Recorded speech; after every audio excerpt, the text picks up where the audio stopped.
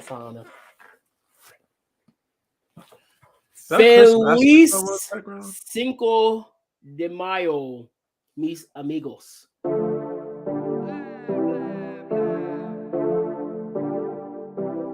Did he really have to lie? I get. No, Craig didn't either, but you know.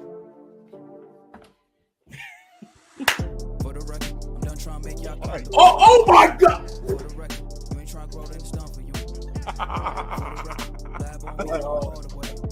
I could have caught that. For the record. Because we've seen what Adesanya can do. Oh, we see what Lasagna's done. Did you call him Lasagna? Been a little too nice to y'all. Now I gotta up price for y'all. Snake eyes on dice for y'all. Shoulders on ice for y'all. Frozen. A6 all the hate. I won't get involved today. Islam? Yeah. Islam. Don't hurt yourself over there. It's a chisel done. It's local Negro. Local esophagus shuts it down for everyone. There's something in the water. Yeah, it's a Hellcat. Because we don't care. I know I'm not speaking we French. do not care. We do not care. And I know I'm not speaking French. We really don't care. We've been through a lot. All right. And Isaac do not care. Tax, that's a joke. Tell him laugh. Uncle Sam got the bag. Brody plot, but get a whack. Contract, give me the max. I got lab on my back. You ain't. Yo. What is going on? This is Unbounded once again. I am your host, as always, The Truth. Lummy, I got the triple X. You had to explain that in a second. Oh, go ahead and explain. What's up? What's up, everybody? Should I explain now, or you want me to wait? Are you on a binge listen to XXX Tentacion? Oh, absolutely not. I'm gonna explain. Hang on. All right. So I had to put my headphones in for this because I'm worried about my neighbors. Anyway, so this year is a big year for my family. For those who don't know, XXX in Roman numerals is 30. Probably wondering, what is the significance of 30? No, it's not WrestleMania 30 when Daniel Bryan became the undisputed WWE champion. That's not why. The importance of 30 is my parents celebrated 30 years of marriage on Monday. And tomorrow, because of hence the fresh cut, they are renewing their vows tomorrow. Hey, and I'm going to be my dad's best man. That's what's up. Yeah, so that's the importance of 30. Basically, the important 30 is for my mom, and dad, who I'm very, very proud of for, making it last this long. Because not a lot of things, especially marriages, this day and age, last 30 years. That's 30 years in 2022, man. I tell you. Yeah, 30 years in 2022. That's a lot of things that don't seem to happen a lot nowadays. Yeah. Shit, fucking Angelina Jolie and Brad Pitt didn't even last that long. Came close though. I'll give them credit. I think they made it like 10 years. Anyway, my parents are better than that. So, well, I mean, they're not rich, but Well, we can talk about that. I'm proud of them. Very proud of them. So, shout out to my mom and dad. Well, most definitely. Shout out to my baby sister, man. Shout out to my baby sister. Definitely. Getting her bachelor's on Saturday. Nice. From ODU, right? Yes, sir. Nice. Saturday, put the banner down. Nice. But definitely, I'm mainly happy because they have one thing they don't have is the Jada and the Will love. They don't have that kind of love. Oh no. They definitely I think they're more of a Phil and Aunt Viv love. Let's see the dark skin. Dark. I mean, wait, hold on. No. Time out. You've seen my mom. This brother has seen my mom, and you're gonna ask the light skin or dark skin Aunt Viv. Really? Hey, I don't ask for me. Say what? I don't ask for me.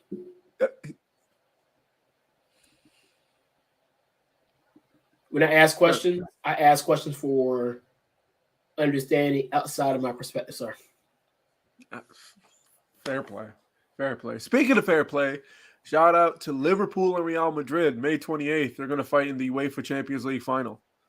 So somebody's getting another trophy in their historic football club. And it's not my club, which is Barcelona. Because we really miss Messi. Let's just be honest. We miss Lionel Messi. I'm looking at the music dropping tonight. Jack Harlow, Come Home, The Kids Miss You album. I heard it's got some pretty decent features on there. That's what I heard. It's been a lot of hot takes about Harlow over the last few days, too. Is it because those two referees didn't know who he was? No, people just saying that he's mid. I mean, I don't listen to him enough to really have an opinion. He's like, the one thing I know is I heard him on Industry Baby with Lil Nas X. And the verse wasn't bad. I mean, I've heard him somewhere else. I think he was in something else. But I'm like you. I don't think I've listened to him enough consistently to form an opinion. Right. But Jack Harlow, like a lot of rappers now, especially a lot of new rappers, I can't really get into him unless I see him featured with somebody else I like. You know what I mean? That's really how I found a lot of the rappers I listen to now. Like, if I don't catch them at concerts like I did with like Cam. Right. Speaking of albums, let me go ahead and shout these two people out while I'm on music. Is one of them Czarface for dropping the amazing thing that was Armageddon? These people I actually know. Oh. First, I want to shout out my rookie brother, Vendetta Rue. Dropped his, I believe this is his first album, V for Vendetta. Nice. That was a good movie, by the way. If you down for the thug talk, there's an album for you. And then also, I said V for Vendetta was a great movie. Yeah. And then Ike T, my boy Ike T, his album I'll Tell You Later. Definitely go check out both of those albums on all streaming platforms. Support my folk, man. Long live 12. Excuse me? You understand. All right, fair enough. It's one of those if you know moments. All right, that's cool. That's cool. Shout out to Zar. Speaking of music, Czarface and Action Bronson probably dropped 2 albums of the year, even though they're probably going to fly under the radar. I'm pretty sure. I don't know about Action Bronson's. They might get up there. Depends on the award show, but Action Bronson definitely dropped some heat with what is it called? Coco Drillo Turbo. I think is what it was called. I think that's what it was called. Hang on. I think so. Coco. Yeah, Coco Drillo Turbo was dropped by Action Bronson recently, and that was last Friday, and it was good. I haven't seen it. I don't think I plan on going to the movies for a while. I'm not really a movies person. I'm probably not going to the movies until January 15th when Bullet Train comes out with Brad Pitt and Bad Bunny. You heard that right, Brad Pitt? Speaking of Bad Bunny, Bad Bunny's dropping an album tomorrow. Nice. Speaking of Bad Bunny, did you see him get roasted by Chisel Adonis in that video I sent you? That was when you sent me Tuesday, right? No, I sent you yesterday.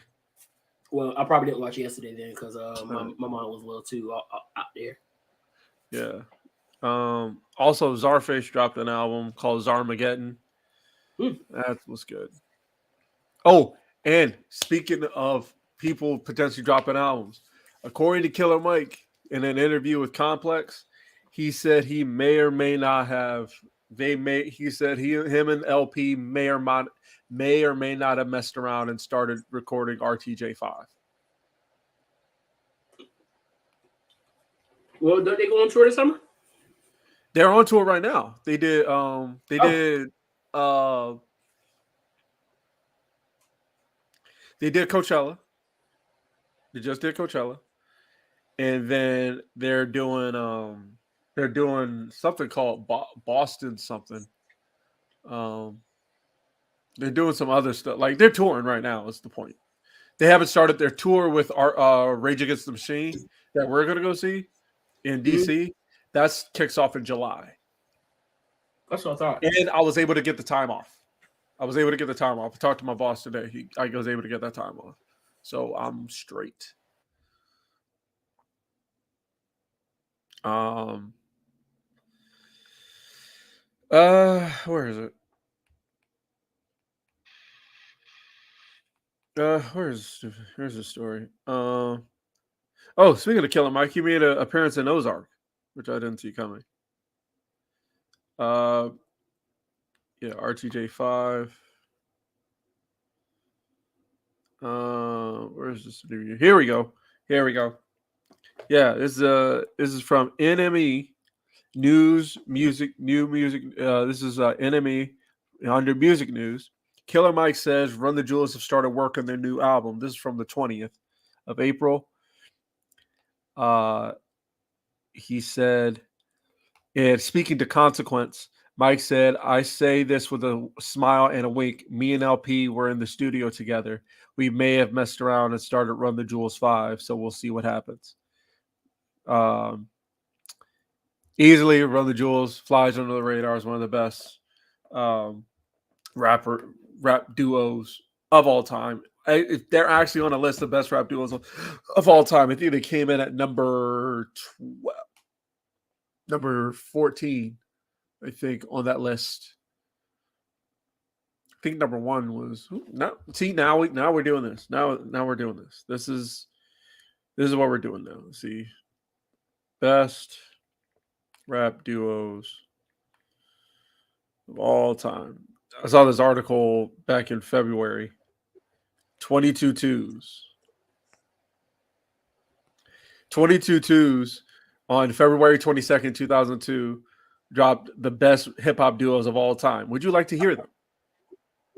I just got the whip. You got a what? I just got back. My computer just said nah.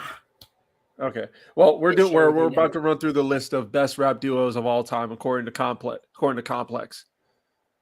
Oh Lord, here we go. Did we run through this already? I think we did, but we're gonna run through it just to be safe. 22 is Black Sheep. That was Dress and Mr. Lange. I hope I said that right. 21 was Latrim with Bunny D and Lady Tigra. The Dog Pound. Corrupt 20 is Corrupt and Daz Dillinger as the Dog Pound, the DOGG Pound. The City Girls are on this list. Well, they're number 19. They have some kind of influence. I give them that. Helter Skelter is on this list. That's Jamal Rockbush and Sean Ruck Price. Pete Rock and CL Smooth are on this list at number 17. For those who don't know, they made that probably one of the greatest songs I've ever heard. They Reminisce Over You. If you wondered where that song came from, you got to ask yourself if you've ever played NBA Street Volume 2. You played that, right? It was on one of the 2Ks. Yeah, but you know the song I'm talking about, right? Yeah. That beat is so catchy. Was it Black Alicious? It wasn't Madden. It was on one of those games. Say what? It was on a 2K or a Madden. I can't remember which one it was. I had it on when I had my 360. I do remember hearing it on, like I said, Volume 2 of NBA Street. They need to bring that back, like for real. Black Alicious is number 16. Gift of Gab and Chief XL. Here we go. Number 15. Run the Jewels is number 15 on this list. That's LP and Killer Mike. Camp Low is number 14. Number 13. DJ Jazzy Jeff and the Fresh Prince. They're 13 on the list. The Beat Nuts are number 12. Number 11 is Black Star, Mos Def, and Talib Kweli. How you say it? Kweli. Noted. Thank you. Number 10, Dead Prez. That's Stickman and M1. All right, now we're in the top 10. Number 9, The Clips. Pusha T and Malice. Well, he's no Malice now, but you know what I mean. Number Yeah, 8. Number 8 is EPMD. Eric Sermon and PMD. Number 7, MOP. Number 6, 8 Ball and MJG. Number 5, Eric B and Rakim. All right. I'm gonna be transparent for a second, and I need everybody who is in the hip hop community not to judge me. Although I feel like that's like asking a cat not to claw at the couch. So you're gonna have to bear with me. I know you are. I expect it from you. But is it bad that at one point in my life, I don't think this now because I know this now, I used to think Eric B and Rakim were the same person. I used to think his name was Eric B Rakim. Like that was what I did because it just you know it's all right. I thought Audio Push was one person. You thought what? I thought Audio Push was one whole person. Oh, is it not? No. Huh. It was 2 people. One in which I saw at the concert when I went to the Big Crit concert. Nice. And it took me until the following Monday, and I was talking about it, and I started looking it up, and then I was like, former member of Audio Push. The heck? I was like, no wonder it sounded like Audio Push. Number 4 is UGK. That's Pimp C and Bun B. Yeah, no questions. Number 3 is Gangstar, DJ Premier, and Guru. Number 2, Mobb Deep, Havoc and Prodigy. And who do you think number 1 is? Just take a wild guess. If it's not Outkast, we're fighting. Well, I guess we're not fighting. It's good. Outkast. There's no question about it. It's Outkast. There really isn't. There's nobody. There's nobody. There's no rap duo a lot. Mind you, those were of all time. That wasn't a certain era. That was in as long as people have been doing hip hop. Right. Who's the greatest duo of all time? And Outkast was number 1. Because I mean, why not? Also because Run the Jewels didn't. The only reason Outkast is number 1 is because Run the Jewels didn't exist before them. So yeah. Just saying. Anyway. Let's talk about some wrestling. Let's start my card. Yeah, let's do that. Let me find my card. All right. So, match numero uno.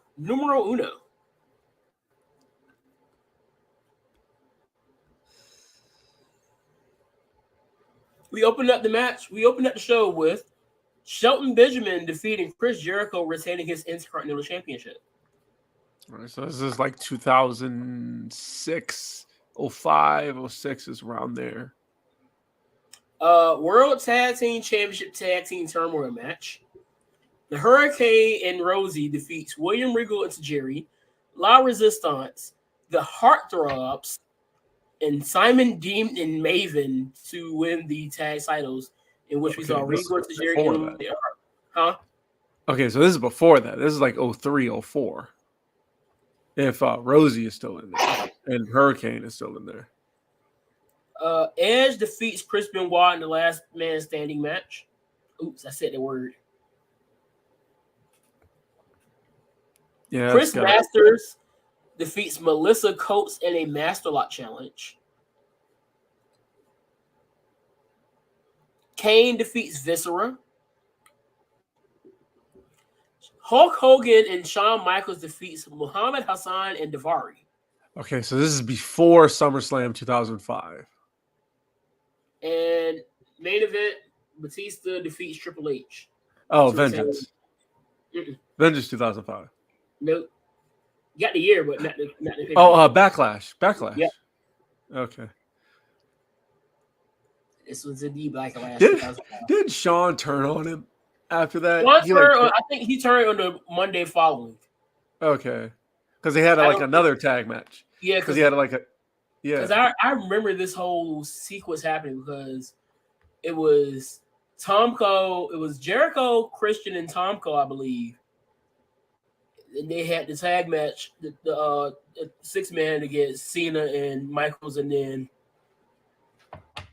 a partner they're choosing, which ended up being Hogan, which they were in Hollywood at the time.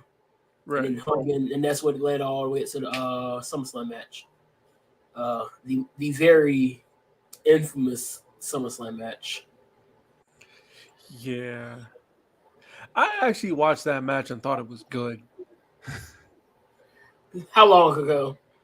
It was years ago. Like it was at a time where where the network still existed. And I was just like looking for like I still had this like nostalgic feeling about Hulk Hogan for some reason. Like I kind of do. Big Hogan guy. No, I'm saying I say that in a sense like when I watched his stuff with Rock. That match with Rock, which is great. Which we can all agree objectively, as much as we despise Hulk Hogan, that match was good. I can objectively agree that Hulk Hogan is probably one of the biggest stars the world of wrestling has ever seen. Right. I can hear now Terry Bollea, on the other hand, that's a different story. Right. That match was objectively good. And for some reason, I don't know why I would do this. He would like what he would do like at the end of that match, at the end of the Rock match, when he was doing the poses and stuff. I like got a little choked up because I'm like, wow, this is good stuff. You know what I mean? So I don't know why. WWE has recently signed a deal for a WWE RPG game.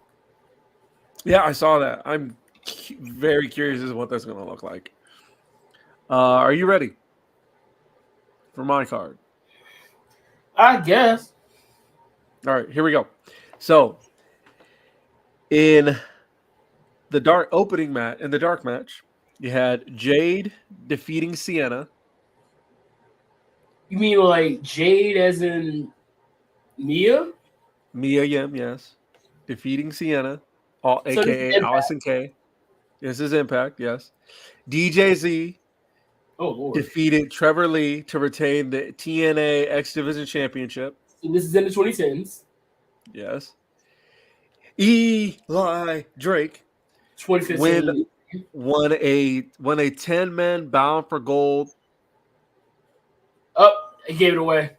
No, it didn't. Gave the pay-per-view away. No, it didn't. I didn't see nothing. You said Bound for Gold. I'm going to guess that the pay-per-view name is Bound for Glory. I'm going to move on. Guess 2015 Bound for Glory. And you're wrong. Anyway, 2016. Moose defeated Mike Bennett. Moose and Mike Bennett. Okay. Aaron Rex defeated Eddie Edwards in a singles match for the inaugural Impact Grand Championship. It's not 2016 because I think Sandow was still in WWE at this time. Gail Kim defeated Maria for the TNA Knockouts Championship. That match went 5 minutes. 5 minutes, 19 seconds. And then Lashley defeated the Essential Character in a no-holds-barred match for the TNA World Heavyweight Championship. Give me 2017 Bound for Glory. Wrong. 2016. Yeah. Yes, you're correct. Okay. I actually left the match out because if I told you, it would give it away. The Broken Hardys, Broken Matt and Brother Nero with Rebby defeated Decay, Abyss, Crazy Steve, and Rosemary for the TNA World Tag Team titles and the Great War. Oh my gosh, what a match! That was what a time period, man. That whole year that entire year probably revitalized Impact into what we know it today. Oh yeah, I'm gonna say it. The Broken Universe really. I don't know if Impact would have survived the Broken Universe. You said what? I don't think Impact would survive without the Broken Universe.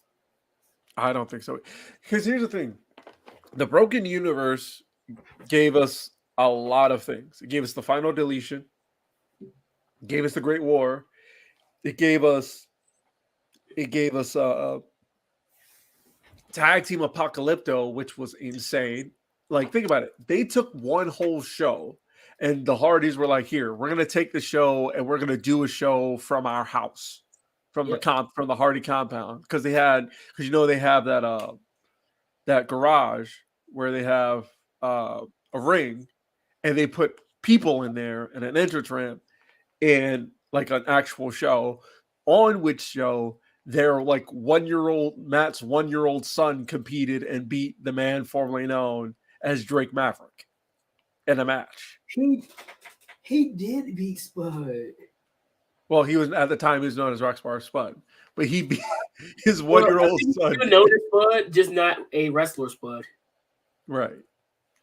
He beat his 1-year-old son, beat him in a match. Beat Rockstar Spud in a match. And then they had Tag Team Apocalypto, which was also insane because they said anything goes, free reign of the compound, last team standing wins, basically. And they had everybody out there. They even had the Rock and Roll Express. Rock and Roll Express was there, though. That was crazy. For real. And then one thing that was happening, but nobody really could keep up with, Bobby Lashley and Eddie Edwards were just fighting all around the compound. They literally fought forever. Yes. There was like no finish to that. I want to say Lashley was champion, but him and Eddie were feuding at the time. Yeah. But they were just going. It was like in the middle of Tag Team Apocalypto, you just see Eddie and Lashley like killing each other. And then honestly, I would go as further as to say when the Hardys did leave, and this is not biased, this is what happened if you watch it. I think the Broken Universe definitely inspired what we got with the Rosemary Sue Young storyline. The Broken Universe really was the catalyst for a lot of what we saw during the pandemic era. Yes. Wrestle House, which was awesome in its own way. House, the countless cinematic matches that we saw in WWE. You had the matches that included Stadium Stampede. Yes, it was responsible. It was responsible for Moose becoming who he is. I don't foresee a Stadium Stampede this year. I was thinking the same. I do see some kind of gimmick match between Eddie Edwards and it's probably going to be like Eddie. If they can't find 10 other people, it's got to be some kind of gimmick match. If not Stadium Stampede, because they're in Vegas. And Stadium Stampede is usually in Jacksonville, like it was the last 2 years. But they're probably going to do some kind of street fight, something like that, to where it is cinematic, to where you got them like fight night in the streets of Vegas or something like that. Right. Which I'm here for. I don't care. I'm here for that. Give me that. Give me Eddie Edwards as Eddie Edwards. Give me Eddie Kingston as like, budding top babyface. I'm going to go on a limb. I think Eddie Edwards why do I keep doing that? Eddie Kingston. Eddie Edwards. Gets a world title shot before the year's out. I think he's going to ultimately win this feud with Jericho. Yes. And then Kingston's going to ultimately win the feud with Jericho. And then at, let's say, All Out, if not a world title run, he definitely gets a TNT title run. Probably wins the TNT title right around there. If not at a pay-per-view, because they don't really defend it on a pay-per-view. Because it's they don't really defend it on a pay-per-view, but yeah, he definitely wins the TNT title. It's basically their TV title without saying TV title. Yeah. It's a nice belt, though. We'll give him that. It's grown on me a little bit. You know what hasn't grown on me? What's that? Jade Cargill. Oh, Lord. Hey, I don't care. You got to do your storytelling. I don't care how much of an athlete you are. You got to sell. Hey, man, we're not allowed to criticize women, especially black women.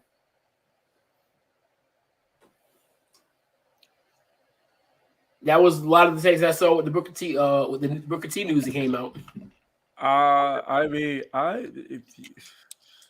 if I see something and I am vehemently against it, I'm gonna say something.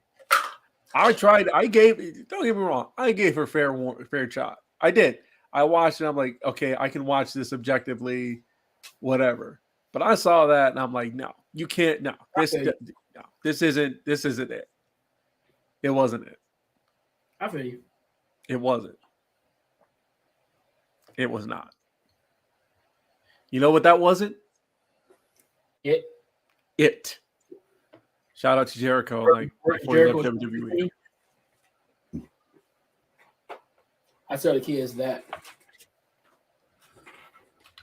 No, that wasn't it. Yeah. What? All right. So let's get to some of this stuff I wrote down in the agenda for today. So, all right, let's see what we got.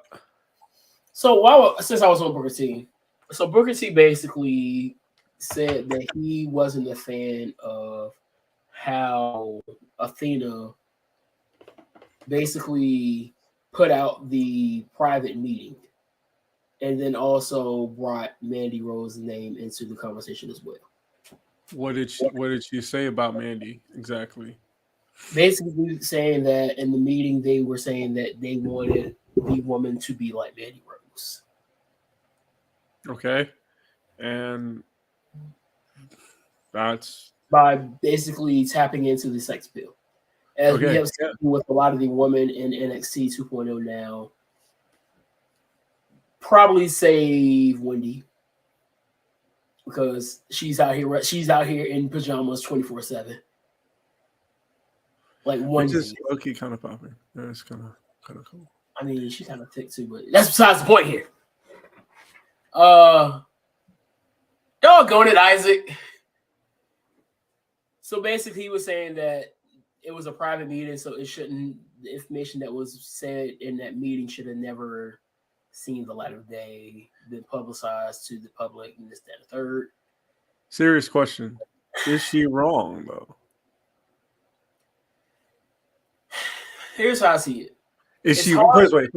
Is she wrong, or is it a matter of perspective? Because obviously, it's a matter of perspective. But is what she's saying? Is what she's saying like not the truth? Well, I don't know if it's 100% because, like we just said, Wendy is out here dressed up in pajamas.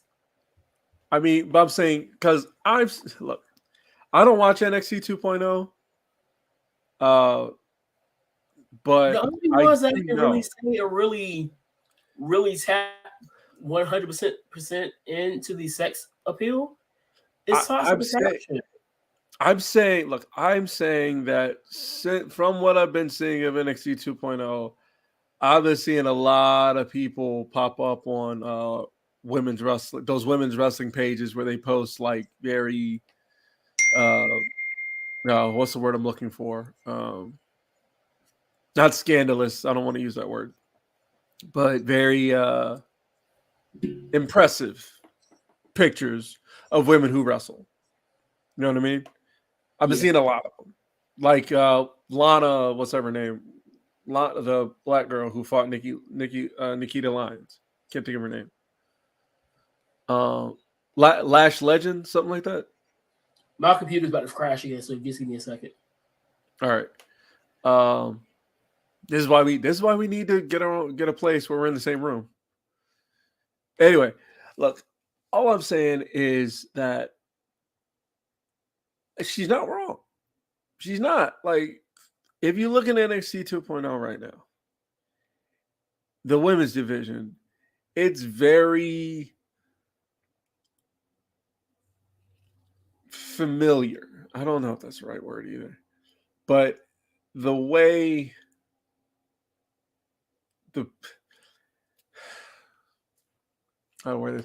they look alike. They don't look alike. That's not the right word. There's a certain air about them that each woman in there has. I think it's better. I think it's a better way to say it.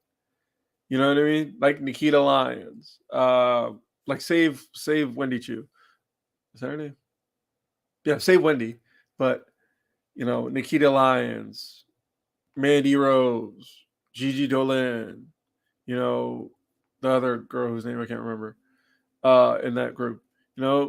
all that. They have a certain quality about them. And I think that, bringing that up in a meeting, the fact that you were told that, first of all, as a woman who looks the way she does, it's kind of like, that's kind of like an insult. You know what I mean? Because basically they're telling her, hey, they don't want me because I don't look like this, which is not really fair, because I didn't think this business was about looks. I thought it was about, I know it's part of it is about looks, but I'm saying I didn't think that's what all it took to be a star. You know what I mean? Well, here I've said it before. You got to look at it as showbiz. I know, but I'm saying, it's nothing new, and this is not. And you can even see it with some of the guys. This is just a woman issue. We just saw how they were saying that they wanted Walter Gunter, whatever you want to call him, to lose weight. And he did, granted. I don't know. It was rumored that evidently there was talks about they wanted Keith Lee to do it, this, that, and the third. But we see how they want to appeal to something. So you look at, my fault. The other person that's really deep into it is Nikita, which I should have remembered that, because a lot of people are very mad at Nikita Lyons because of the reports that are coming out that they are very high on her. Why are they mad at her for that? I'm gonna get so much heat for saying this, but I don't care. So, our melanated queens, because she uses AAVE and once upon a time had box braids in her hair. So this is literally what I saw on Twitter from a certain up and coming reporter. Why?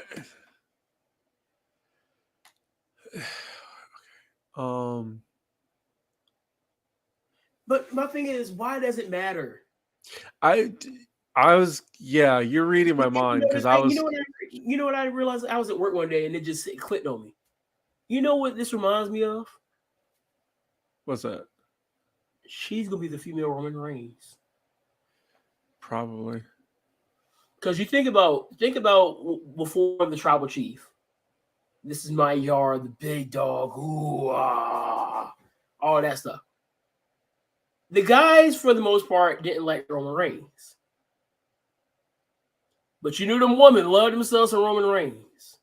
I mean, I loved him too. You are the outlier. Yeah, I love that guy since day one. I've literally been down since day one-ish, bro. You are the outlier. Yes.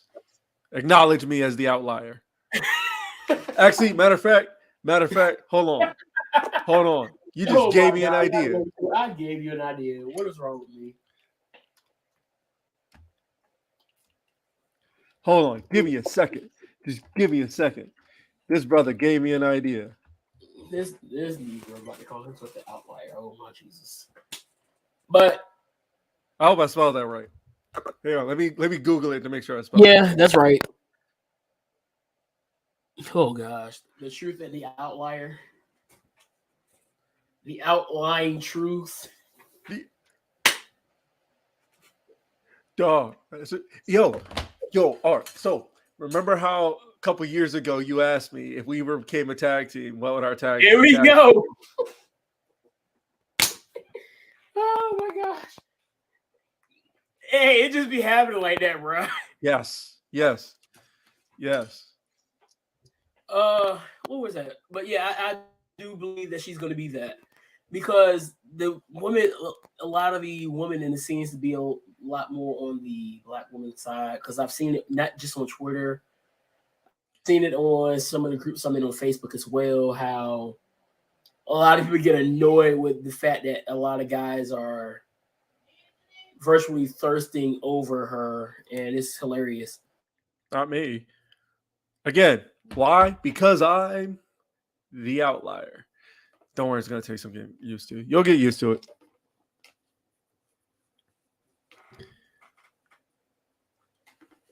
But yeah, it's just hilarious how it all goes down. But I think Dog, the I'm one so thing happy. I didn't care too much about when it came down to what Athena said Yeah. was just bringing Mandy into the conversation.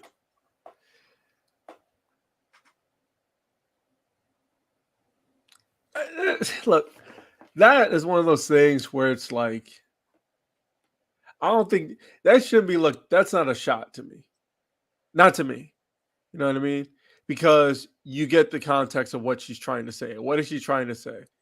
She's trying to say that right now NXT is moving towards a certain direction, and that direction happens to look like Mandy Rose. That's not saying, to me, that's not really saying, that's not saying much. You know what I mean? But and when I say it's not guess saying my much, thing that's not is saying, knowing how things can it's take not saying another there's anything wrong with that necessarily. I mean, Right. I don't think anything's wrong with She that. basically said it was like she has no problem with it. It's just not her thing. Right. Which I think we need to respect, or at least the company. Well, they clearly didn't, but the company could have respected that idea, which I imagine they did until they didn't, but that's not the point. My thing is, but if you're going a direction, Yes, and you know a certain person doesn't really fit your direction, I don't know what else there is to do at that point. But all right, I mean, I appreciate your services, but in the direction we're going, I don't think it's going to be beneficial in the long run. So we're just going to. yeah, I'm not denying that. I think that's probably how it went. But if she wants to speak on that, that's I don't see what the issue is speaking on it. You know what I mean? Yeah. I don't like because she's not wrong about she's not wrong. I mean, the proof is in the pudding. You're seeing it's not wrong. Like you said, it's not wrong because it's there. It's literally there. There's a certain error they're going to, and unfortunately, it's not, Athena. It's not. Yeah. And that's perfect. It's not that's that. When I say it's not Athena, it's not the woman who can put on like really good matches and look any kind of way. It's a certain look we're going for here. And the thing is, I don't see Athena kind of that anyway. Really think about it. Athena's beautiful. Yes. But she doesn't strike me as, oh, let me tap into my sex appeal. I know, that's what I'm saying. And you shouldn't have to. You know what I mean? Right. In fact, shout out to Athena for being like, you know what? Even if they did say, here, we can do this for you, but, and if you want to stay, but if not, shout out to her for sticking to her guns. You know what I mean? To being like, this is me. I'm a war goddess. War goddess. As they were calling her when she was in NXT. They call her the war goddess. She dressed like a war goddess. Right. Except for the wedding that one time. That Index wedding. Honestly, that Index wedding was probably the best thing and only thing I watched from NXT 2.0. But anyway, that's not what we're talking about. Yeah, and she's not wrong about it. I mean, I stand with Ember, and quite frankly, Booker T has no. I'm not saying he doesn't have any say because of his history. That's his kid. That is his student. I know, but I'm saying, okay, that's what I'm saying. That's why I'm not going to say he shouldn't say whatever he's going to say. I'm not saying that, but I'm basically saying it's not a good take. Which I can understand. It's a bad take. And last thing I'm going to put into it is, I said it when this 2.0 era started. You're going to see a lot of changes where a lot of people that are there are going to say, I don't see myself in this. This is the peak of this is basically the epitome of rebuilding. Yes. When you look at professional teams rebuilding, there is going to be a lot of shaking of the room. You're going to see head coaches get taken out because hey, we're going this different way. You bring this head coach in, they have a different scheme. You don't run the same scheme. They say, all right, cool, I'm going to just bring somebody else in. Wish you well your future endeavors. There's plenty of other jobs that you're going to be fine. And the same thing with Athena. Athena's fine. Yes. You know why she's fine? You know the main reason she's fine? And it's not even because of AEW. It's because for the last 4 years, the indie scene has flourished into something like we've never seen in a very long time. Yeah. She could go to GCW and get a payout. Because GCW is killing it right now. I don't know if y'all have been watching, but GCW is killing it right now. You know? Maybe it's not your taste of matches, but it's killing. It has its base, and that's all that matters. Right. But it's killing. You know what I mean? Yeah. The Indies are running right now. And everybody is going everywhere. For real. Like, Cross is in FSW. Then I saw him in MLW. You know? Seen him a bunch of places. Seen his name pop up in a bunch of places. Impact. I mean, y'all keep saying Impact was dead, and then 2016 happened, and then y'all shut up and tried to keep bringing that up. They're going to keep saying it every single time. They're going to get shut up. Every single time. Every single time. I just want y'all to know, every year that Impact goes on is another year when everybody who said Impact was going to be dead after Hulk Hogan is wrong. Just want you to know that.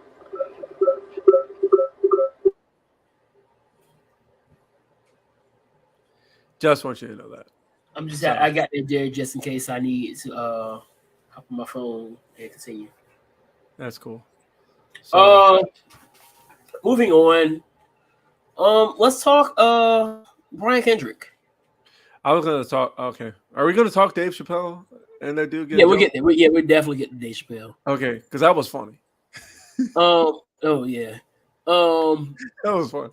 My boy Duke loves wrestling. I saw it. He got him on the pod. Brian Kendrick. I haven't finished. I got like 15 minutes left on the podcast, but it was really good. And one thing I took away from it is I do believe that Brian Kendrick is taking accountability for what he did. Granted, it was a decade or so ago. And I think this is one of those stories that got broken out by I think this is one of the ones that Mandar broke. I wouldn't be surprised if Mandar didn't break it. I think Mandar broke this one. Yeah. So I'm gonna be honest with you. In 2 years, I think he'd be fine, and somebody will bring him back in. I like it when people take accountability because I did see like the highlights of it from his tweet, from Duke's tweet. It said like one of it was a sincere, deep apology, and then it was some other stuff about it. And then because one thing I remember I didn't like about it was the tweet itself. That's why I kind of cut it off, you know, because anybody who talks like that is like that's bad take central. That subject is bad take central. Oh yeah. It really is. The subject he was talking about is just bad take central. Like, if you have any take on it, it's going to be a terrible one because your take is probably not going to make any sense. So, and he basically said that he did it to make people mad. His whole thing, he was trying to find ways to get heat, which is the worst. And he understood that at that point he didn't care. And now, again, this is why you have to be careful. And I tell kids all the time, be careful what you're putting on these social media apps because at this point now, you can lose your job for saying it now 10 years ago or be like this teacher that just got fired, evidently. She claims it was for talking about sex on Twitter, but I can tell you now it wasn't that. It was the video that went viral. You didn't see the video? It was a video going around where this lady was basically said she was going out to get her micro operations. First of all, I didn't realize who it was for a minute. And then it hit me. I knew exactly what it was. This is the same girl Last year they called black men bully bags. Oh, And I was really? like, oh my gosh, it's her again. So you didn't hear that, but you didn't know about Nope. the story? I saw the tweet. I saw the tweets. So, because I was like, wait, why does she look familiar? And I was like, oh shoot, I did stitch with her TikToks. Because she kept on blaming black men for something that she couldn't prove that black men did. And they called us bullet bags. I was like, okay. And so she basically said, in her getting her micro reparations, she was going to walk into white people in the streets of, I think, somewhere in France, and not say excuse me and not get out of the way. Wait, what? She literally said she's not moving out of the way of white people to get her micro reparations.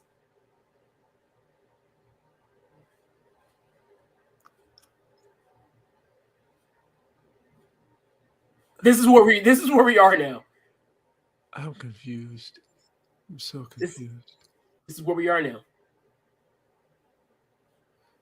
Being rude to people who have nothing to do with the issues that we've dealt with are deserving of you walking directly into them without even attempting to move out their way.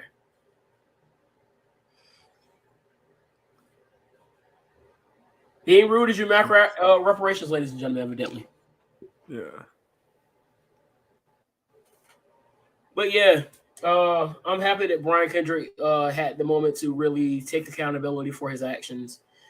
And once again, shout out to my guy, Duke Loves Wrestling. Go out, listen to the podcast. Duke Loves Wrestling is on all your favorite streaming platforms.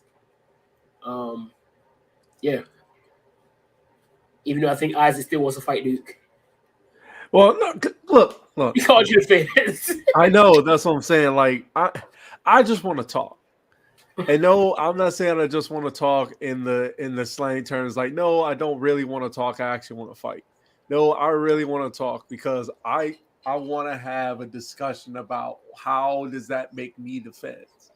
How does me liking GCW and death matches? Because that's what it was, right? Yeah. No. It was something like, it was either me liking GCW death matches or something to do with Kota Ibushi that made me. It was the death matches. Because I can say now he has a saying, flippy dippy water. What is it? Flippy dippy watermelon skippy. Like, I just want to have a talk. Like, for real. Duke. At Duke Loves Wrestling on Twitter. If you're listening to this, come on the pod. Hell, I'll come on your pod and we could talk about it. I am so serious right now. I'm not trying to get clout. I'm serious because if somebody's going to call me the fans, like, I at least need a chance to defend myself. At the very least. I'm not saying you owe me that. Just, I don't think you owe me anything, but I want to, let's talk. Let's have a dialogue. Can you set that up? You talk to them often? Yeah, I'm going to ask to clip that and put it on Twitter. For real. Like, I want to talk. Like, because I think we can, let's talk. Let's break some bread.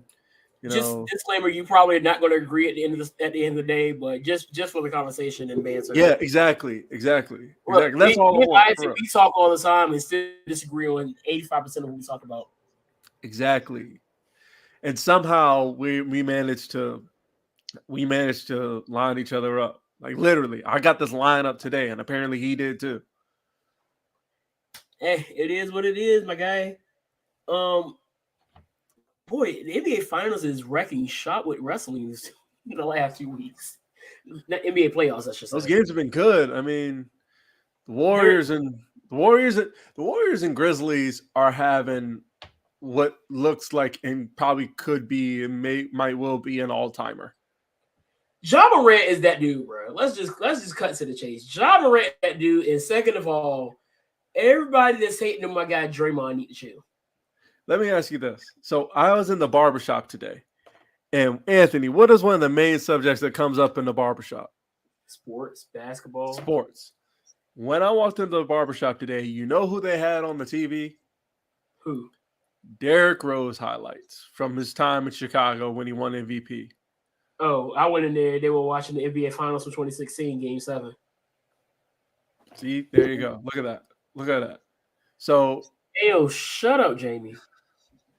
we're talking about so they were talking about because somebody in the barbershop said before I got there that Ja Morant was better than Derrick Rose. And so they put on as evidence to defend their take about in defense of Derrick Rose, they put on his highlights of every game that he played in, all of his highlights from that entire season. From that 2010-2011 season where he was like prime before the injury. Yeah. And I'm not gonna lie. I want to say I got something to say too when you get there.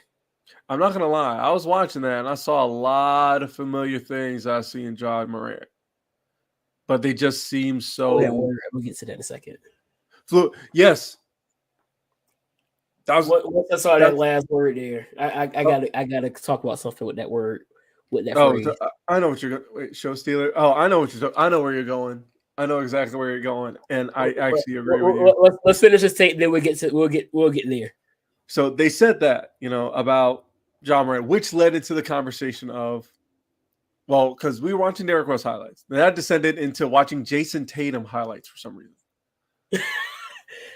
All right, before we get to Jason Tatum, I just want to say that Ja Morant may end up having a better career. Than Derrick Rose? Yeah. That's a but take. I will also say that if you put prime Derrick Rose against prime Ja, which I can't really say because we haven't seen peak Ja yet, but right now peak Derrick Rose against Ja right now, I'm taking peak Rose. Yeah, because like I said, it was all familiar. Like watching Derrick Rose watching those highlights was like, this looks really familiar. Derrick Rose was nasty, bro. He was ridiculous. Which, mind you, that descended into the conversation after those highlights and the Jason Tatum highlights. I don't know why that dude pulled the highlights out. That was random. That's a tight card. I know exactly. That's his weekend. That's his weekend. Gaethje. Why is there a J there? It's the H is silent, bro. Gaethje? Actually, the T and the H are silent. So Gaethje? Yes, Justin Gaethje. Oh. So what's the purpose of the T and H? Ask him. Ask his family, bro. Ask him. The Road Thug Rose Namajunas is defending her title. And it's like VAHNESSA. Wait, what? What's the purpose of the H? Chandler versus Ferguson, and then Namajunas versus Esperanza too. It's Namajunas. Thug Rose Namajunas. Put some respect on her name. Oh, well, you just could have said Thug Rose. I ain't know her last name was Namajunas. Yeah, Thug Rose is fighting that girl. That's gonna be tight. That was the fight she had last year, right? No, I think so. But I know Namajunas, she recently won her title back from Weili, from Zhang Weili, which that was also that was last year because I just saw the because that was the same card. They had two main leg breaks and yeah, that was honestly the best UFC show I've ever seen because it was the best of times. It was the worst of times. Yeah, the first two matches were the worst. The first two fights were the worst of times because they ended the same way. But those next three fights hit. Oh, Thug Rose, boy. Thug Rose beat Zhang Weili, and then Valentina Shevchenko put it on. She put it on Jessica Andrade. Is that main eventing though? What? I'm actually looking at it right now. 275. Yo, if they can get Volkanovski and Holloway again. All right, so upcoming, that's not it. Ooh, speaking of yo, the next card is looking dope too. What is that? Valentina Shevchenko is going to fight on the next card, not this one, but the next one. Zhang Weili is going to fight Joanna again after their classic last time. 5 rounds and them beating each other to death. Hopefully 5. And then two All right, seconds. speaking of, let me hop into this question. Go ahead. So Brock Lesnar basically, it's been reported that Brock Lesnar whispered into the ear of Vince McMahon And told him to hold his nuggets. No. Let me see if I can find what he actually said, because it was very interesting that Clinton brought up the term show stealer. It's because I think I remember it. It was because he said that he doesn't want young wrestlers to ask to go on first or something like that, so they can get their matches out of the way quickly, or something like that. I think it just had to do with the using the term show stealer, stealing the show, because it shouldn't be. He basically is looking at it from the competitive point of view. Let me see if I find it. Where is it at? Oh, here it is. Apparently, Brock Lesnar pitched to Vince McMahon that WWE superstars should stop saying they want to steal the show, as it indicates a performance, and the entire goal is to win as quickly as possible. I have the full card, that main card, by the way, when you're ready. The main UFC card. What the heck is up my face?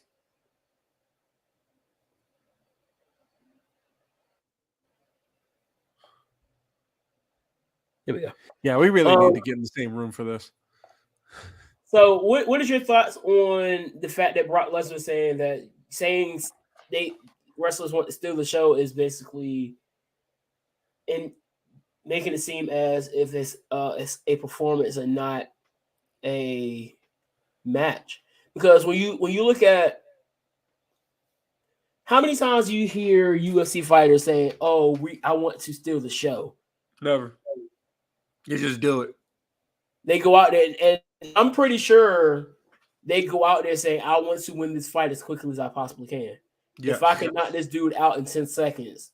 Now, some maybe higher echelon people like maybe some people like Jorge Masvidal or Conor McGregor, for example.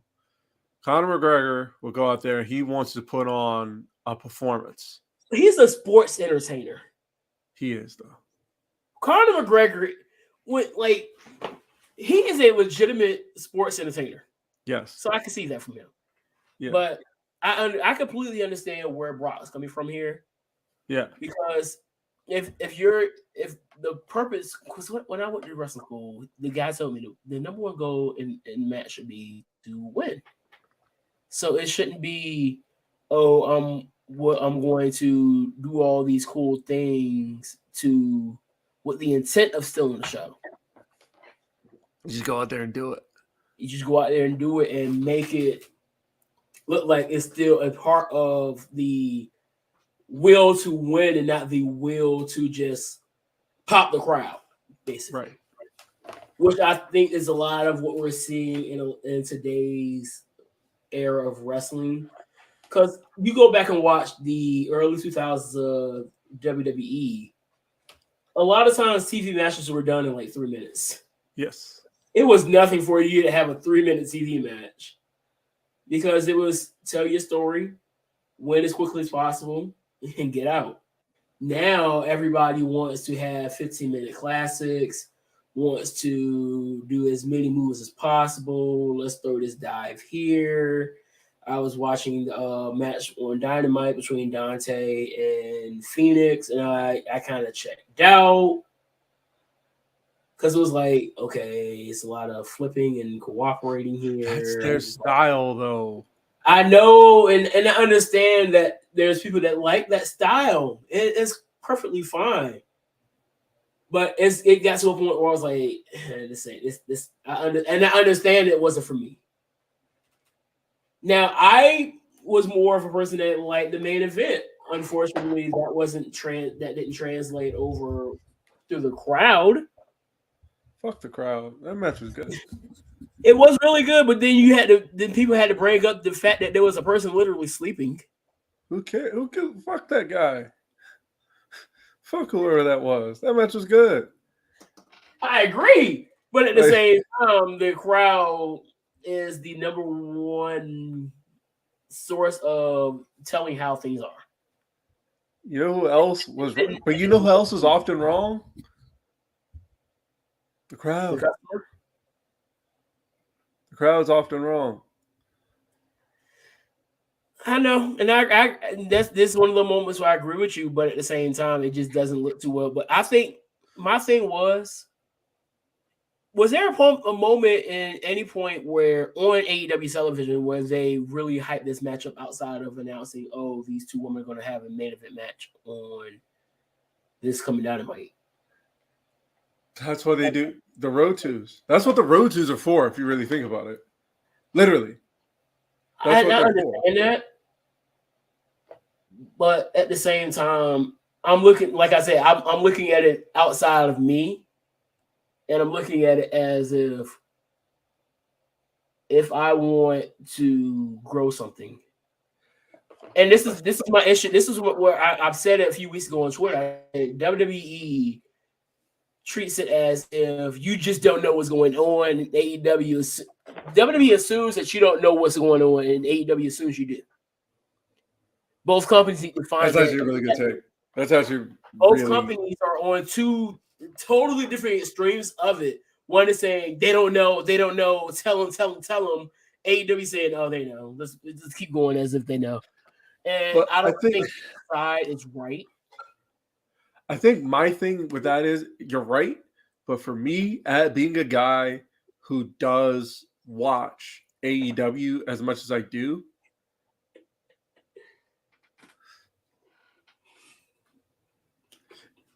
you're trying to kill somebody. We do not advise that you do that. No, because I'm going to say WWE quite a few times. Jamie, Don't you be playing right now. Seriously, we do not advise you do that. If you do, we will not take responsibility for your decision. Zero responsibility in you being dumb. So, but as somebody who, like I said, I watch AEW as often a lot, but I also, like, when they announced Deonna Purrazzo versus Mercedes Martinez to unify the belts, I was excited because I knew what was coming, because I'd watched the women work before, which is why I think that AEW, I don't think AEW is wrong for expecting, and maybe okay, put it this way, are they a little too young of a company to be expecting this? Yes. They're a little, I think if they had been around, they've been around for what, 3 years this year? Yeah. So 3 years this year. If they had been around a little bit earlier, let's say like 2018, they had been around a time like, put this way, if they had been around a time as long as Ring of Honor, maybe not that long, but like half the time of Ring of Honor Ring of Honor has been around for 20 years now. So let's say 10 years. Let's say 10 years.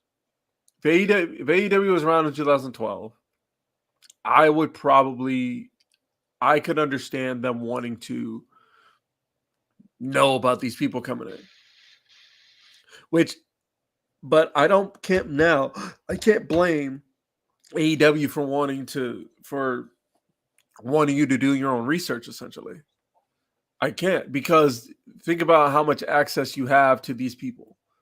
You have a lot of access to the point where it's kind of crazy. Like, you can directly interact with these people on Twitter. I see people getting direct interactions with Nyla Rose all the time, and then they get destroyed because she's a beast on Twitter. You know what I mean? Here's the thing, though. So I don't think that everybody has Twitter. Huh? You're assuming that all the people that watch AEW has Twitter. I know. Maybe that's a bit of a reach on my part, but still. And that's the thing, because eventually they're going to have to grow.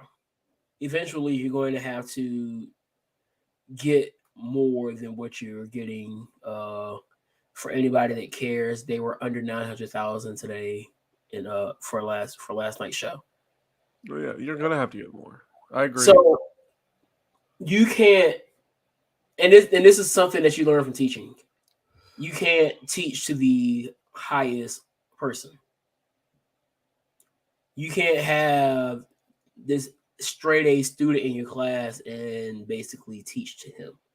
because then you have kids that are basically not getting it as quick as your straight A student who needs a little bit extra here. So I think what I would have done is I would have put a hype video in there in the show. So I watched Dark, not Dark. I watched. I did watch a little bit of Dark, see what they were going to do with Julia Hart, which I want to talk about that too. Like, y'all need to relax on that. We're going to get to that.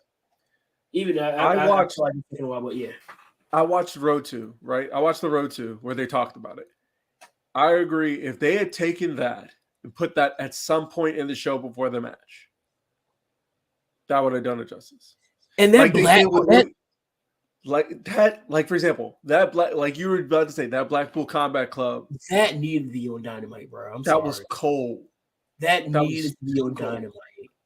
I watched it 3 times when it came out on the Road 2, on Twitter, and then I watched it on the show. That was too cold. They gotta I don't see any harm in taking some of these clips that they have, because they have some real dope clips sometimes. Like that. Like, that whole thing was dope. Really elevate even more, because I'm pretty sure that Road 2 video probably got a good 300K. The Road 2 video, yeah. But that clip by itself on Twitter? I think that 400. Last time I checked was like 400K. You're talking about that clip by itself, the Blackpool Combat Club? Yeah. Yeah, that clip was too good. It was too good. And so that you're looking at 300, 400K, and then you got to also put the part in there where this is worldwide numbers. Yeah. And the Nielsen ratings aren't worldwide numbers. They're not even 100% accurate description of who's watching.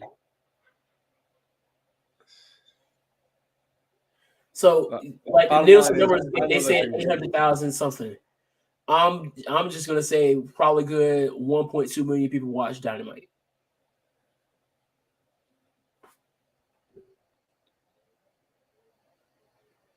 Yeah.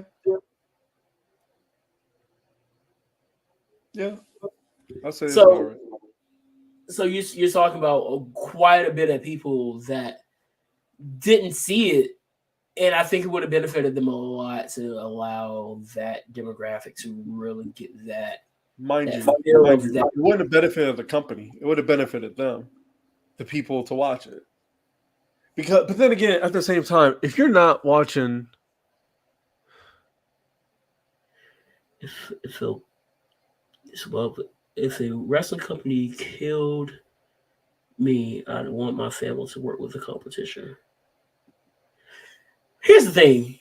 I don't think every single time I see Buff Bagwell say something about WWE, it's just like, okay, I know you're on that tip.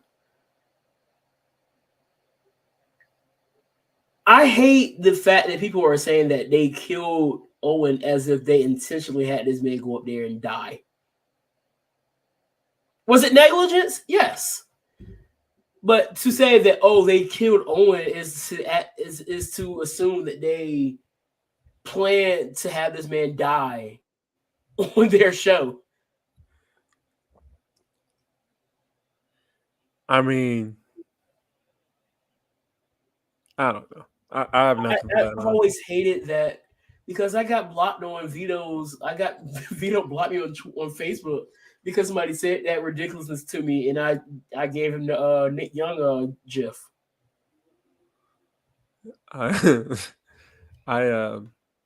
I got nothing for that, honestly. My line is fresh, bro. It's like every single time I see Bagwell say something about WWE, it's always I really wonder sometimes about Bagwell's Twitter game. It's not bad. Kid Bandit likes him, but I see where he's going at. I'm not mad at it though. I just be observing. What's your thoughts on the state of Twitter? I think people really freaked out about I think people freaking out about Elon Musk buying Twitter need to calm down because it ain't that deep. It really isn't. And I also I think think a lot of it has to do with people are thinking that the former president is coming back. Let me put you guys at ease. who cares? No, he's not. No, no, that's me putting you at ease. Who cares? Well, clearly they do because they're so stressed about it. Why? I don't know, but he's not coming back. Why, may you ask? Because he's trying to start his in own thing. competition with Twitter now. Wait, what? He's in competition with Twitter. Oh yeah, he started his own He has his own social media site. His own social media site that's probably full of people from QAnon. I don't think so. Because I don't know. I'm just reaching. I don't know. I don't know. It's number one. It's the number one Apple store. Well, hence why I don't have Apple, and why I will always stay Samsung. Hey, I haven't truthed. I guess that's how you say it. I just have it for scientific purposes. Look, anything that I see, I have a very bad case of curiosity. Yeah. So when Parler came out, I was like, "What is this? I'm gonna make the account." Never made a post on Parler. I got a gab that I never made a post on. Just about any type of social media site that's came out, I've probably had an account for it. So it's not that I do it because I want to see what the heck is going on. I'm nosy. So funny thing is, Trump hadn't truth. He had sent one post out when he created the thing, and then as soon as Elon Musk buys Twitter, he starts posting on a regular basis. So I don't think you're going to see Trump on Twitter at all. You got New York Times writing hit pieces on him about his time growing up in the apartheid era of South Africa, as if this guy had any control of what was going on as a child. I'm like, dude, I think Elon's fishy, but y'all reaching with some of the stuff y'all be saying. I think he's fishy because of some of the other stuff that he said, like the putting chips in people. I ain't with all that.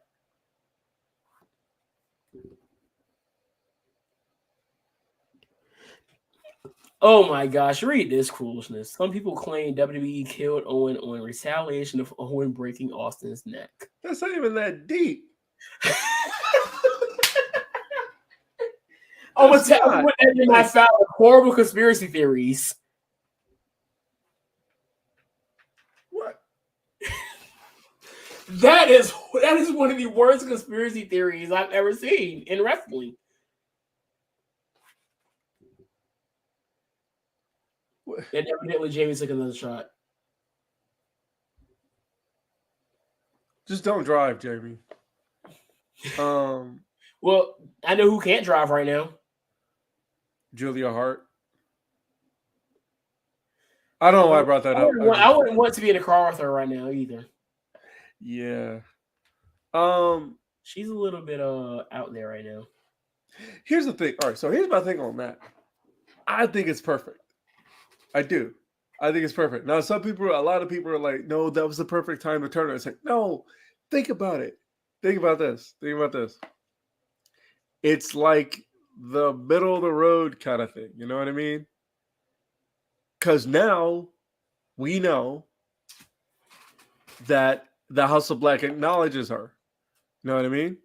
Because that was a whole thing from the beginning. That's literally what we were waiting for since he sprayed her, since he misted her. Since Aleister Black misted Julia Hart intentionally, we were all waiting for, okay, at some point, they're going to acknowledge her.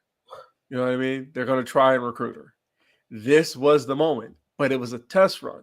Mind you saw what she did. He gave her the chair and said, hit him. Here's one of the dead giveaways I knew she probably wasn't going to turn. The chair. You saw how the chair was twisted, right? It had the other side, not the flat side. You know what I mean? So if she did hit him, she was going to probably fuck him up because she didn't have the right side of the chair. That was one of the dead giveaways. Okay, that's probably not it. The other thing is because she never revealed her eye. So for all we know, yes, Alistair, how do I call him Alistair? Malachi Black took off the eye patch. What's wrong with Alistair? He took off the eye patch, right? But as soon as she took off the eye patch, what'd she do? She covered her eye. Because what is probably still there? Or what is probably there? Maybe what somebody said on Twitter or YouTube when I saw the video, an eye that looks just like Malachi's. But she, Julia Hart, is not ready to acknowledge that side of her yet. This is definitely a slow burn. Yes, and I am 100% here for it. I 100%. I just don't want to hear Pillman on the mic again. Yeah, no. Yo, a king killed me. He said, Pillman, don't do this. They gonna jump you. What did he say in the group? He said, every week. He said, don't get in there. They gonna jump you. That whole promo from Pillman was not it, bro. Shout out to John Harbaugh for being there. Yeah, shout out to Harbaugh. Hold on, let's see. He said, Pillman, I like it. This ain't what you want. They're gonna jump you. And they did. Also, another thing that's gonna be good: Death Triangle versus House of Black is gonna be good. It's gonna be good. Speaking of people getting jumped, let's talk about this fool that tried to attack Dave Chappelle. Woo! First of all, first things first. Rest in peace, Uncle Phil. For real. You on the 5th Avenue. That's cap. But 757 stand up though, for real. Yeah. Suffolk, most definitely. So this guy, what is up with a lot of people are saying that you're going to start seeing more of this. Do you think this is a more than a one-time situation that we're going to be seeing more of? I think it's definitely it's a dangerous trend. It is. Now, I will say this. It depends on who you go after. Because I wouldn't go after anybody. I know, but when I say this, because there are going to be some comedians you catch off guard, like what happened with Tentacion, ex-Tentacion, like a couple years back when he was performing on stage. Some dude ran up on stage, knocked him out like cold. He just had horrible security. I know, but anyway, the thing is, I bring that up because this is one of those things where it's one of those things where people are going to probably end up finding out the hard way that celebrities are not as sweet as you think they are. Because do you know, you've seen the picture of what happened to this man. This brother, somebody said they had this man looking like Mojo Jojo after getting beat up by the Powerpuff Girls. I'm dead. They did. They say had him look. Oh gosh. Somebody said no. Roy Wood Jr. on the Daily Show said the tweet was for white people where he showed the picture up there. He said, "Dear white people, this is what your black friends mean when they say someone got folded." It was not pretty. My sister said he got beat up. I was like, don't tell me this understatement. He didn't just get beat up. He did. Don't tell me this. There's a difference between getting beat up and what happened to him. Chris Rock beat me up. I ain't walk out to school looking like that. Yeah, I put myself. Oh yeah. No. I remember that. That was a wild day. That and then what's That happened. And then it wasn't just that. This man did get jumped backstage. I'm surprised he got jumped so bad. I'm surprised he didn't have a video. Somebody wasn't recording it backstage because probably too busy beating his ass. Because apparently it was Dave, because Dave got some shots in. Busta Rhymes, which I don't know if people know what Busta Rhymes looks like right now. Busta Rhymes is like, let me show you a picture of what Busta Rhymes looks like. Of what Busta Rhymes looks like right now. I think that's an understatement, my guy.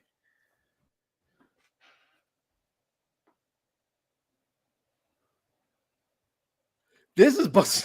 Jesus Christ. This is Busta Rhymes right now. so. He's a Mack truck. Okay, a Mack truck. This guy, Jamie Foxx, Dave Chappelle, and Chris Rock, and a whole bunch of other security jumped this dude. Good. I'm not saying, yes, of course. It's great. Good. It's fantastic. It's hilarious. Good. Let this be a lesson. Because you're going to And end my up thing famous is- in the worst way. My thing is, we have got to a point now where the slap heard around the world has emboldened some people to think that they can just walk up and attack comedians when they say things that may make them feel a bit uncomfortable. Here's the thing about this. Dave Chappelle was closing out the show.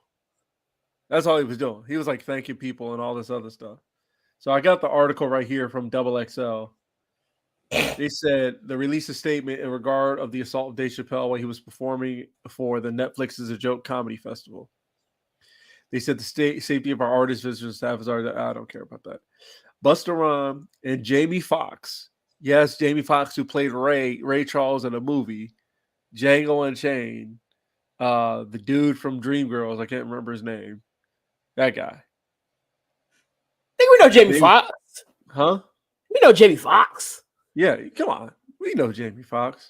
Reportedly came to the aid of Dave Chappelle to beat up a man that attacked a comedian during a show last night. He headlined the show in the Hollywood Bowl. Towards the end, a man charged the stage to tackle the comedian. First of all, his form was terrible. That and because Dave Chappelle is because Dave Chappelle is built like way different than it was before. I was listening to he tried to tackle him. Like he shot on him for a double leg, and he basically like threw him off, and then he ran backstage. He just straight up whiffed. Pretty much. Dave Chappelle was just finishing his show, and he was doing his final commentary with someone, and as he usually does, asking for the OG comedian so he could come on the stage. We can have them give a round of applause. Suddenly, random person sitting in the front row jumped on stage and ran straight at him. He tackled Dave, and they both went to the floor and began wrestling when everyone on stage ran to help, including Dave's security. The man was getting grabbed. Esquire said the man was then grabbed by a number of people and taken backstage and probably didn't make it out alive for all we know. Dave then came backstage, came from the back, and this is where the video starts. He said, got a video of him backstage beating the dude. There's a video on Twitter. The videos are circulating on Twitter. Oh, I didn't see the backstage fight. Oh, no, there's no scene from backstage. Just like it just shows them running backstage. He was transported to assault with a deadly weapon with a felony. A crew of people, which reportedly included Busta Rhymes, Jamie Foxx, and Dave Chappelle, security grabbed him and roughed him up, which is an understatement considering how he ended up looking. They didn't just rough him up. Fun fact: the firearm was fake. The gun the guy had was fake. It did have a knife attached to it, like a bayonet, but the gun was fake.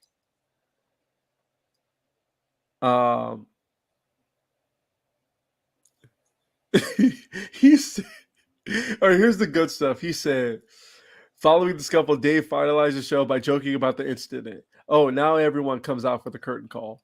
Shout out to Jamie Foxx, by the way. Whenever you're in trouble, Jamie Foxx will show up in a sheriff's hat. I thought that was part of the show. I didn't know. He said, I grabbed the back of the dude's head. His hair was spongy. He said, I've been doing this 35 years. I just stomped a dude backstage. I'm back there squeezing up. Jamie Foxx said, I'm back there squeezing the dude, squeezing it. And he said, I see Busta Rhymes. He was like, that's how you do it, God. Chris Rock, who attended, showed up at the aftermath. He said, was that Will Smith? He asked that to Dave Chappelle. So you clearly know how he's handling it.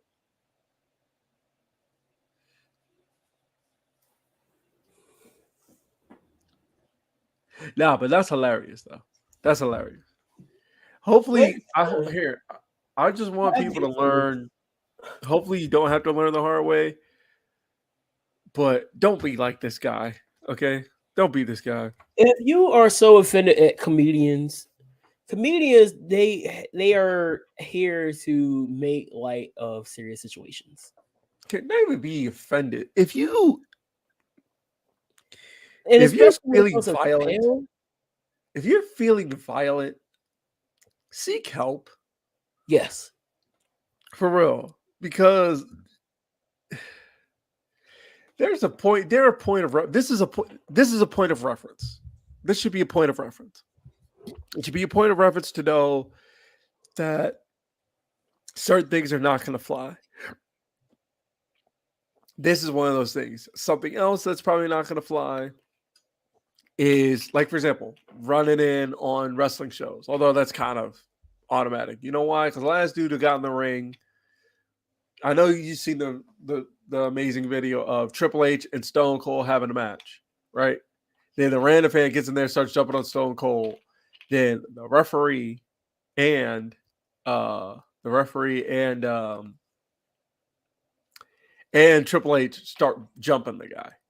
Yeah, and this dude had a gun, a replica gun with a knife blade in it. Yeah. So yeah, it's all that. But yeah, put it this way, I'm going to tell you this. I'm not going to tell you what to do because we're all adults, unless you're kids. And if you are a kid listening to this, you probably shouldn't be. Now they're saying they're not going to pursue felony charges. Okay, I mean, probably mental health issues. Because he had to be some kind of crazy to do that. No, bro, that's felonious. That is literally attempted murder, bro. No, it is. It is. Ain't no way you gonna sit here and tell me that this is worth not filing felony charges for. I don't know, but somebody should get something. That dude should get something. This is ridiculous. I don't get it. I don't get it. But hey, it's not my call. It's not my call. I'm not gonna go into a frenzy on social media at this point. Now I'll let the rest of the world have their frenzies. I'm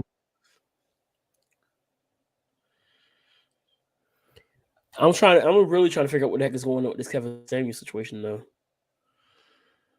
I'm trying to figure out why. They're saying I'm not even going to bring that up. I'm never going to bring that up because I don't want to get mad. And plus, I don't think we should talk about it without proper representation here. Yeah. You know what I'm talking about, right? Yeah. I don't get into the size of it. I just look down the middle. So I know, but I'm saying, like, I still think that's whatever side you're on, it's still a topic that's not worthy of us. Yeah, like I told you, I don't have anything for it because it ain't me. I just one thing I will say on it is, it's literally the same thing as it was before. I.e., what it's literally it's the other side of the coin. It really is. Yeah, this is taking over the Twitter world now. It's the other side of the coin that nobody wants to talk about. You don't want to acknowledge that it's the same side of the coin, but it is. Oh, I mean, we can talk about everything around it without getting into the situation, though. Yeah. Because the point is, it's the same. I found one thing that really kind of didn't really surprise me because I have been dealing with this situation for well over a year. I had a big powwow with a ally on TikTok by the name of Barrett Paul, where he called himself calling me in, basically accused me of misogynoir when I was in the conversation that had absolutely nothing to do with race in the first place. But he brought race into it, and I was like, dude, what are you doing here? And then it turns out he's a racist. But here's the tweet that really got me going. So this is from Amanda Duarte. This fucking tweet. I do wonder how these white supremacist lawmakers would feel if their little white daughters were raped or graped and impregnated by black men. First of all, why does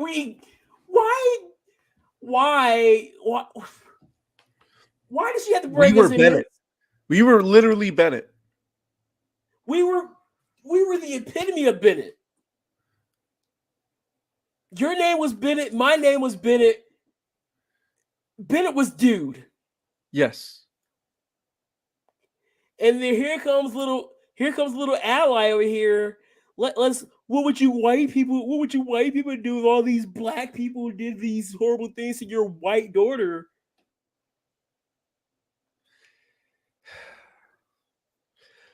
Stupid?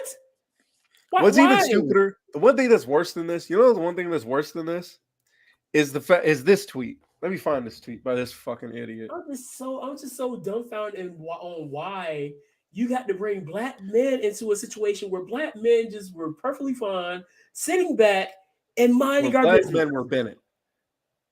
I was sitting back, minding my business and drinking my water, and you had to bring me into a situation I had nothing to do with. Let me find this stupid fuck. Where's this fucking guy's tweet?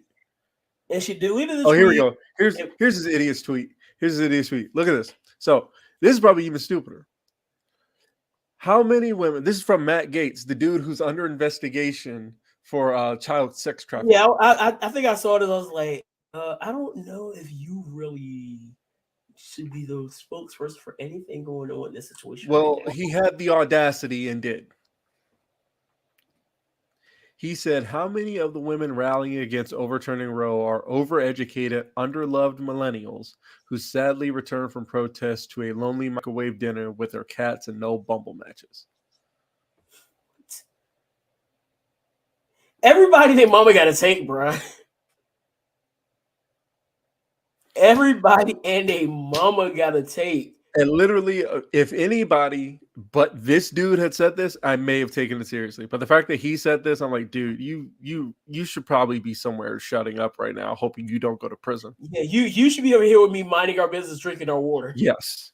Sit right here, Matt. Just mind your business, drink water for me. If anybody should have been Bennett other than black people in this situation, is that dude. You just change your name to Bennett Matt Gaetz. Yes. But he wanted to be in it, so hey, let him be in it. Let the consequences work his way to him. Fucking moron. I would just like. Is this dude really? By the way, Johnny Depp is one thing I'm gonna say about this. Amber Heard is screwed. Honestly, I think that after that audio came out, she was done. Oh yeah. She was done. After nothing else matters after that. The audio played. We heard everybody in court heard it. She's done.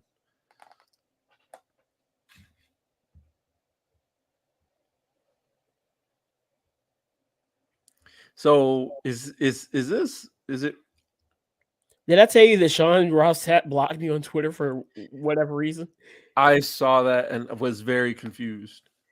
Because the thing is, I haven't said anything regarding Sean. The last tweet I made about Sap was, where is it at? It's right here. I said I'm gonna need SRS in the game to fix that headline, and it was because they put the headline saying that Veer comes on Rey Mysterio. There needs to be a pause in there somewhere. It wasn't. Okay, then that's weird. So that was the last time I said anything regarding Sean. Now he had done it on two separate occasions, basically not virtue.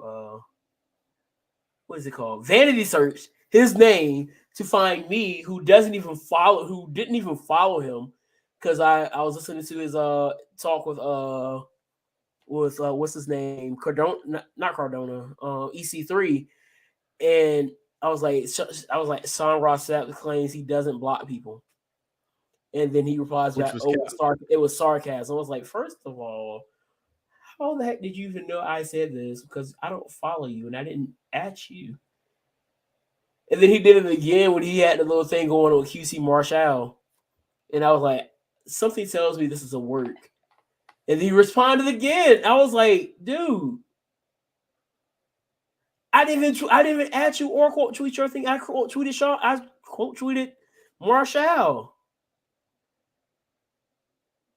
Leave me This is a heavy alone. tweet. Somebody tweeted Kevin Samuels died. Died what? Now who a fatherless dude's gonna look up to now? That's a heavy tweet. That's a lot of unpacking in that tweet.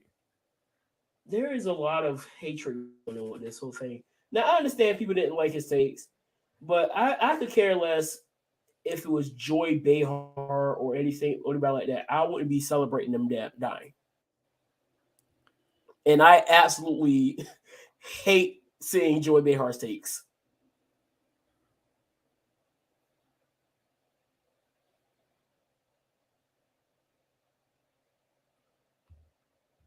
So I don't understand it, but speaking of, did you see? You know that dude who made that statement on TikTok that said if a woman is in a relationship, she has Instagram that's cheating. Oh, Fresh and Fit. Yeah, you see that dude get destroyed by this Australian couple with a podcast. They invited him on this podcast. He broke down what he was trying to say, and they destroyed his ass. Oh, I'm not surprised. He doesn't really speak with logic. Because one of them, mind you, it was a married couple. I don't think you were a married couple. It was like a man and a woman, and she was like she was like from a woman's perspective, mind you, trying to explain how his logic is like logic. What the fuck? Logic. How his logic. What the fuck? Was I saying logic? Logic. There we go. How his logic was completely flawed. Why was I saying logic? It is. Anyway, what the fuck was that?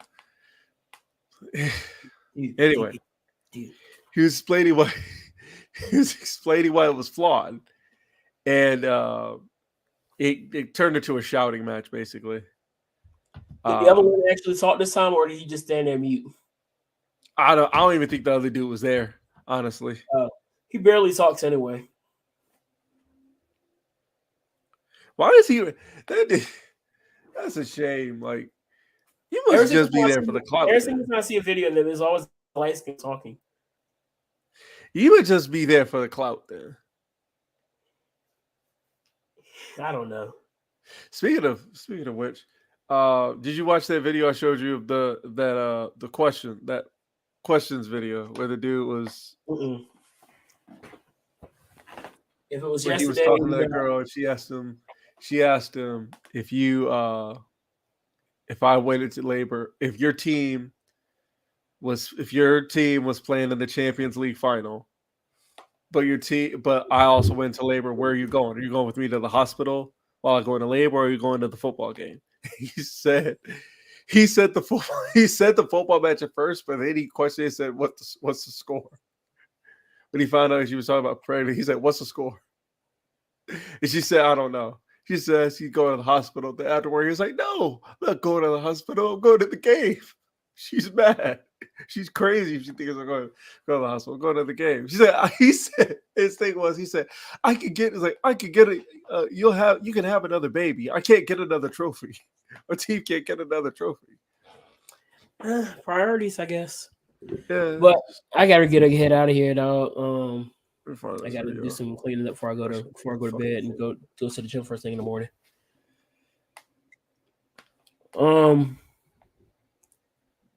Yeah. This dude posted the Australian 3 days ago, the number one Australian talk show embarrassed themselves. Him and that other dude, feminists called it a feminist rage quit, which is not what that was at all. You What freaking Australian jackass. group? Huh? Rage quit. What feminine rage quit? No, he called it. They posted a video of their podcast about that experience, and he said the headline on thumbnail says "feminist rage quit," which is not clearly shows his priorities and that he clearly doesn't give two fucks. So, Oh no. but I mean, shout I out to think Joe because Budden. I don't Shout out to rock Joe with, Budden. I mean, Shout out to Joe Budden because Joe Budden hates those dudes. So Joe Budden hates anything, so there's no surprise there. true. I mean, the Migos did tell you if a nigga hating calling Joe Budden. Joe Budden calls Fresh and Fit podcast stupid. I mean, I saw one video and I was like, okay, that makes sense, but then I realized it wasn't him talking, and I was like, well, never mind. They found somebody that can actually say what they wanted to say and make sense of it. Anyway, But every time I see them talking, it's always bad take central. it's always bad takes. It's always bad takes. But with that being said, ladies and gentlemen, we're gonna get up out of here. Sorry, I don't have any clever send off. I don't either, dog. I feel like honestly, we peaked. About my little cousin. Oh yeah. Wait, did they find her? Not yet. Not that I know of yet. About to check. I honestly think we peaked when we said we said when somebody says something and you get offended. I've been using that one. Did you get your feathers ruffled, or did they ruffle feathers? You know, I feel like we peaked right there. So yeah, I've been using that. Was like, are you offended? Did they offend you, or you just want to be offended? There's a difference. Peace, love, Pop Tarts, and always remember to drink your water and mind your doggone business. Be Bennett and not be in it. Doggone it. See y'all next week. Sliding it like a wet flow. Already fried from the get-go. Alligators look like